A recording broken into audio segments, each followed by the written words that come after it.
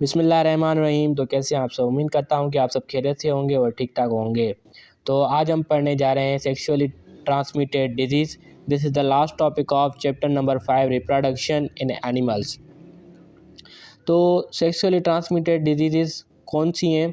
वैसे तो बहुत सारी हैं, लाइक गुनेरी है, साइफिलिस है, उसके बाद जेनिटल हर्प्स है और एड्स है।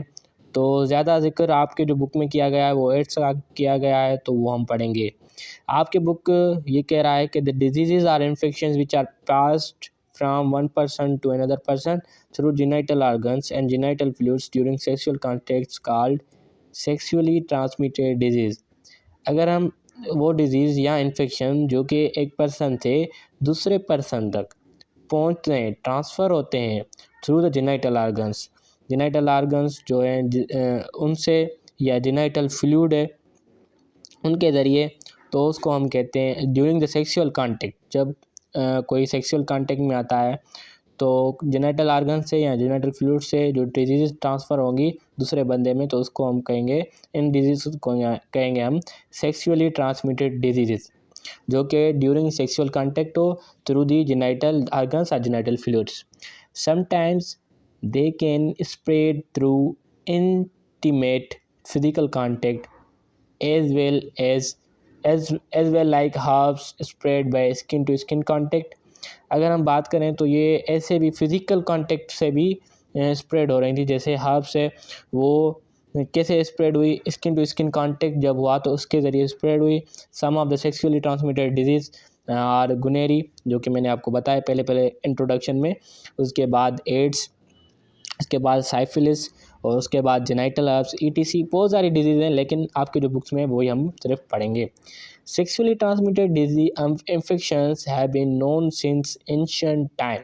अगर हम बात करें सेक्सुअली ट्रांसमिटेड इन्फेक्शंस, तो ये बहुत पुराने ज़माने से, एंशिएंट टाइम से नोन था। They remain world wide a major public health problem. ये अगर हम देखें तो ये पूरी दुनिया में, वर्ल्ड वाइड दुनिया में ये पब्लिक हेल्थ प्रॉब्लम हो रही है। AIDS is one of the serious threat came into light around 1980।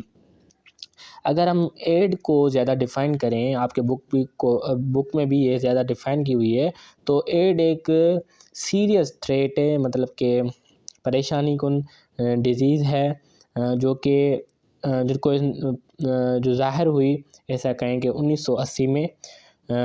Ads acquired immunodeficiency syndrome, इसको आप याद रखना है, क्योंकि बहुत सारे एमसीक्यूज़ में इसका शॉर्ट फॉर्म दिया जाता है और कहा जाता है कि AIDS is the short form of, किसका शॉर्ट फॉर्म है, तो आपको ये याद रखना है, एक्वायर्ड इम्यूनो डिफिशिएंसी सिंड्रोम, ये शॉर्ट फॉर्म एड्स का।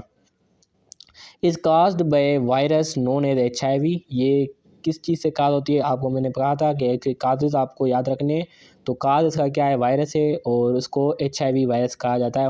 ह्यूमन इम्यूनो डिफिशिएंसी वायरस, जो कि ह्यूमन के इम्यूनो सिस्टम को डिस्ट्रॉय कर देता है पूरी तरह से, तो फिर वो कम्बैट नहीं कर पाता किसी डिजीज़ से, फिर बहुत सारी डिजीज़ को ह्यूमन को हो जाती हैं और उसके बाद उसकी डेथ हो जाती है।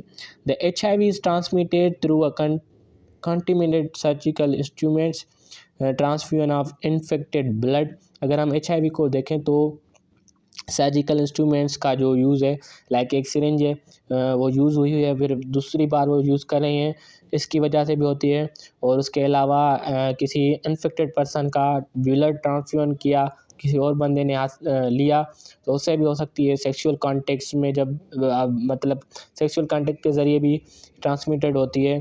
प्लेसेंटा एंड मदर्स मिल्क, ये भी कहा जाता है कि अगर कोई बंदा इन्फेक्टेड है, कोई जो है हस्बैंड या वाइफ, तो उनके बच्चे में भी ये ट्रांसफ़र होगी थ्रू द प्लेसेंटा, और मदर के मिल्क की वजह से भी ये ट्रांसमिटेड होगी बच्चे में।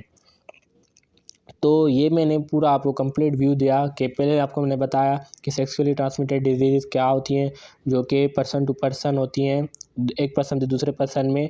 उसमें कौन सी चीज़ इंपॉर्टेंट है, वो है कि इन्फेक्टेड पर्सन होगा तो उसे ट्रांसमिटेड होगी दूसरे बंदे में, और ये जेनिटल आर्गन्स और जेनिटल फ्लूइड से जरिए होती है। और नाम बताइए, जैसे हर्ब्स है या एड्स है, सिफाइलिस जेनिटल हर्ब्स, और बहुत सारी एड्स हमने पढ़ा।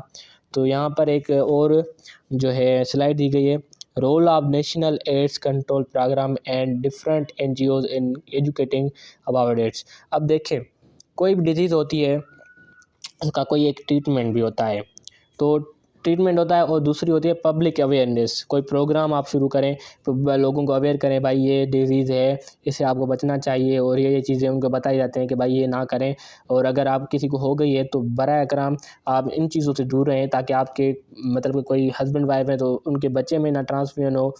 तो ये वजह है, मतलब उनको एजुकेट करना चाहिए। The first role was the study of AIDS patients. पहले ये रोल है कि एड्स के जो पेशेंट हैं उनकी स्टडी की जाए, frequency in different social group of population. The next goal was the study of reasons of AIDS in different population, और जो एड्स के रीजंस हैं वो भी मतलब स्टडी की जाए। और another aim was to educate people about the prevention, और लोगों को बताया जाए कि आप इनसे कैसे छुटकारा हासिल कर सकते हैं।